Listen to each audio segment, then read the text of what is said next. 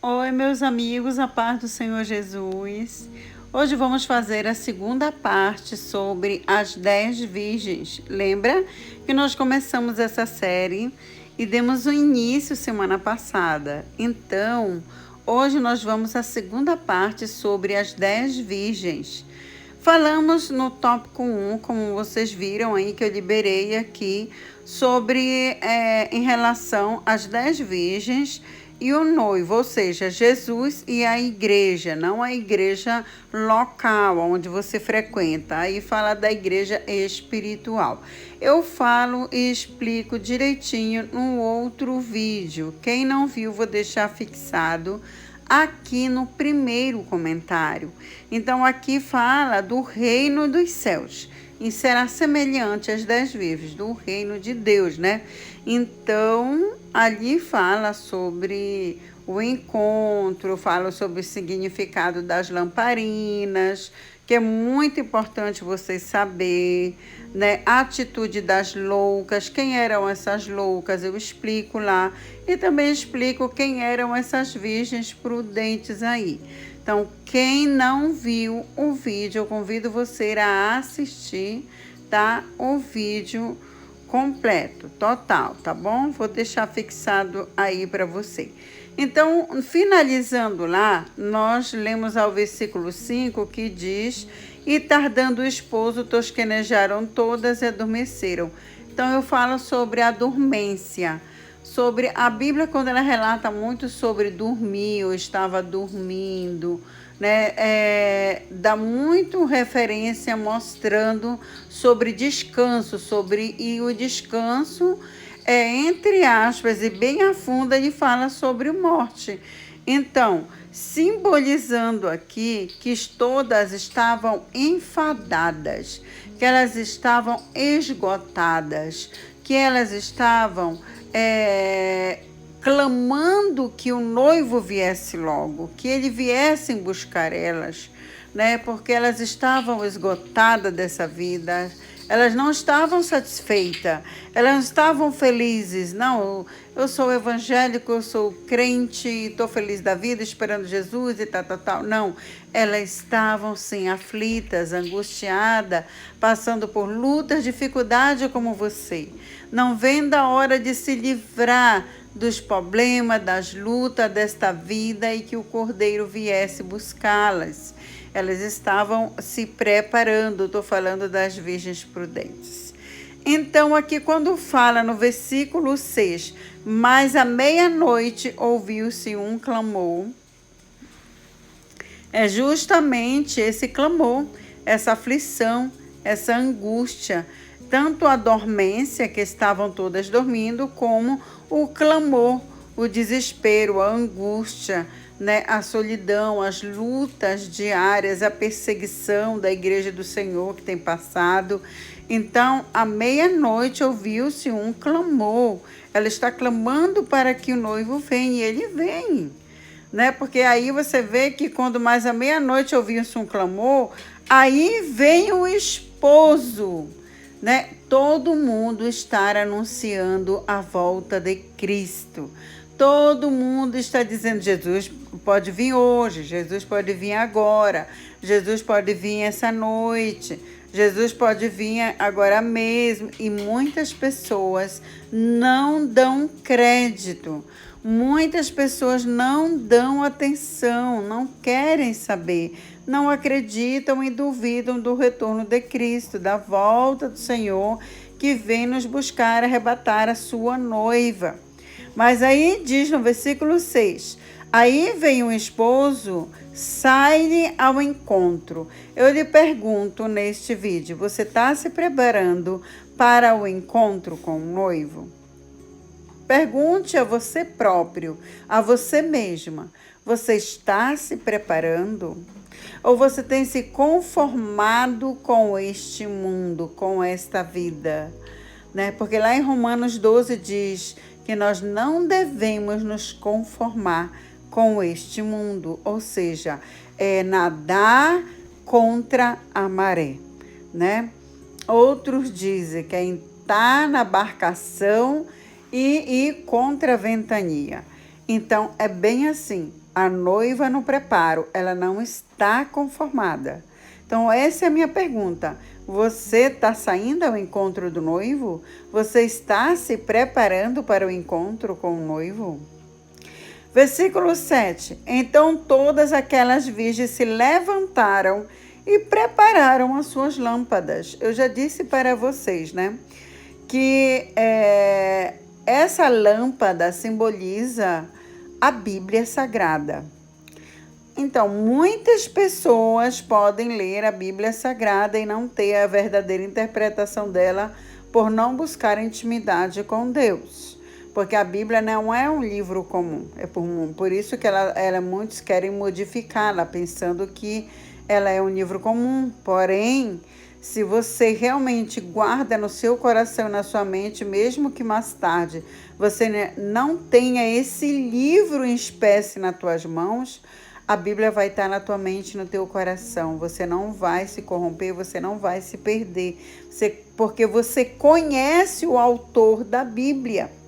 E aqui no versículo 7, quando diz, então todas aquelas virgens se levantaram, seja, quando você se levanta, você se posiciona, é porque você tem algo à espera. E assim todas as virgens, eram as 10, elas conheciam a Bíblia e sabiam que estava na Bíblia. E sabia que o noivo vinha, né? Agora vamos para o versículo 8, olha o que é que diz. E as loucas disseram às prudentes, dai-nos do vosso azeite, porque as nossas lâmpadas se apagam. Veja só, por que elas foram pedir? Por que elas não pagaram o preço do óleo? Esse óleo é muito caro, o azeite é muito caro, não importa. As virgens prudentes, com todas as lágrimas, tribulações, lutas e dificuldades, clamando para que o noivo venha, elas continuavam pagando o preço. Elas pagaram o preço pelo azeite, elas pagaram o preço pelo óleo, porque elas sabiam que tinha um valor, né? Valor não simboliza preço em espécie. Qual é o preço de algo? É $1.000. Qual é o valor? O valor pode ser 10 mil, 50 mil, 1 milhão. Então, elas sabiam, virgens prudentes, o valor que tinha. Então, por isso, elas preferiram pagar o preço. O quanto as loucas não ainda discerniram, elas não entenderam, elas eram tolas, elas achavam que era só conhecer a Bíblia, era só ser crente, era só ser evangélico, já ia correndo para o céu. Mas as coisas não funcionam assim. E as prudentes que buscavam intimidade com o Senhor, elas estavam enchendo as suas lâmpadas do verdadeiro azeite. E naquele momento, né, as loucas foram pedir azeite para elas. Dá-nos no vosso azeite, porque as nossas lâmpadas se apagam. E o noivo estava para chegar, né? E elas estavam desesperadas, porque elas realmente não tinham buscado a intimidade, o óleo verdadeiro.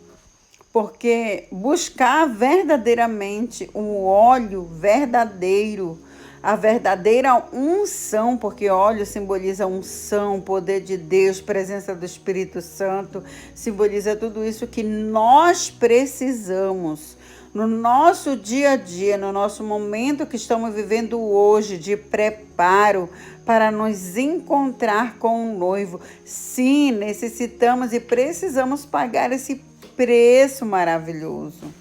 E muitas pessoas, muitos que se intitulam, eu sou salvo, eu sou crente, eu sou evangélico, estou guardando Jesus, ainda não alcançaram essa santificação, essa pureza, essa verdadeira busca da intimidade com Deus.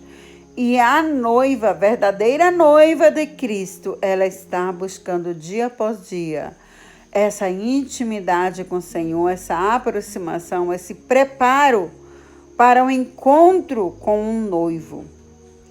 Então, o versículo 9, já encerrando essa parte, que é a segunda parte, e a terceira será a última, encerrando essa série. Essa segunda parte, o último tópico, que é o 9, diz: mas as prudentes responderam dizendo: não seja caso que nos falte a nós e a vós. Ide antes aos que o vendem e comprai-o para vós. Ou seja, elas prudentemente disseram para as loucas, né? Em outras palavras, por que vocês não escolheram pagar o preço e sofrer por amor ao Evangelho, em ser um verdadeiro crente, ser humilhado, desprezado, e se alegrar em Deus, em servir a Deus de coração, né? Vocês preferiram viver a própria vontade, a vontade de vocês mesmos, né? Se achando que estava tudo certo e correto, estando na igreja, conhecendo a palavra, não buscaram intimidade com Deus. Vocês não pagaram o preço, então vocês têm que ir lá e vão pagar o preço. As riquezas de Deus, os tesouros de Deus, a salvação, os dons, a presença de Deus tem um valor imensurável, maravilhoso. Muitas vezes você não entende o motivo do seu sofrimento. Uma das coisas que deixa bem claro aqui é que mostra que os meus filhos não podem ser salvos pela minha vida. O meu esposo não pode ser salvo pelas minhas orações, pela minha vida diante de Deus. Ninguém pode ser salvo por uma outra pessoa, a não ser por Cristo. Entendeu? E nem pelas minhas obras. Eu tenho que prudentemente pagar o preço, ou seja, eu fazer por onde, né? Realmente agradar o Espírito Santo, agradar a Deus com a minha vida, né? Isso significa um preparo. Você vê aqui que as prudentes responderam para elas: não seja caso que nos falte a nós e a vós. Ou seja, elas não podiam se perder porque as outras lá loucas estavam perdidas. Elas não vigiaram, elas não se prepararam. Então, o que elas tinham de reserva ali, o seu óleo, era para ela, para a salvação delas. Então, é individual, a salvação é individual. E é por isso que ela mais uma vez fala do ide aqui, né? Ide antes aos que o vendem e comprai-o para vós, né? Ou seja, o ide é para todos nós, né? O ide buscar ao Senhor. O Senhor Jesus, ele diz na palavra: vinde a mim, todos que estás cansados e sobrecarregados, e eu vos aliviarei. E vos ensinarei, né, a ser manso e humilde de coração, encontrar descanso para a sua alma. Quando você vem a Jesus, quando você vai a Jesus, Jesus jamais te abandona, te despreza, te deixa. Porque você estava errado, você estava em pecado, você fez isso, aquilo. Não, Deus não vai medir teu pecado, Ele vai te reestruturar, Ele vai te fortalecer e te levantar e te preparar para o encontro.